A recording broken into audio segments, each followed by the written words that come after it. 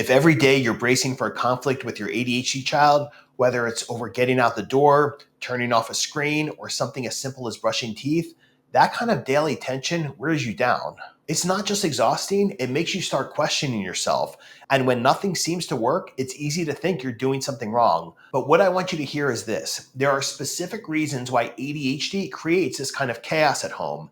And more importantly, there are clear ways to change it. Let me walk you through what actually helps. When it comes to emotional regulation, the two most effective treatments based on decades of research are parent training, which I provide, and medication. That's why I focus on behavior-based strategies for parents, not therapy for kids.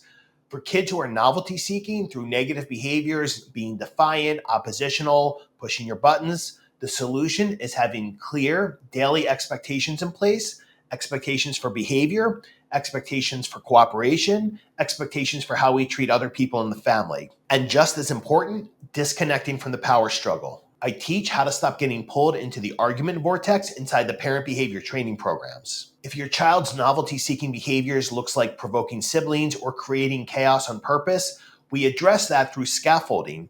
That means limited what they're allowed to be doing during certain times of the day, so there's less room for impulsive behavior combined with clear daily expectations. For difficulty sensing the passage of time, it's not about timers or constant reminders. What helps is teaching kids how to feel time, and I show you how to do that using a clock strategy and executive function crash course. Screen time, that's not an entitlement, it's a privilege. I teach families how to implement specific, clear, and most importantly, achievable expectations in the Creating Daily Expectations courses. In flexibility, which is often one of the biggest challenges in ADHD, that gets better when we stop accommodating it. We pair that with clear expectations for cooperation so kids learn that flexibility is part of growing up, not something to be bargained over every time. I have free videos about all of these topics at the ADHD Dude YouTube channel. And if you're ready to stop the chaos at home and start using real strategies that work, you can access the full courses I just mentioned through the ADHD Dude membership. Look, your home shouldn't feel like a battlefield every day, and you shouldn't have to wake up wondering how bad it's going to get. There's a way forward, and it would be my privilege to help walk you through it one step at a time. Thanks for watching, and please make sure to check out the ADHD Dude YouTube channel, and I'll speak to you soon.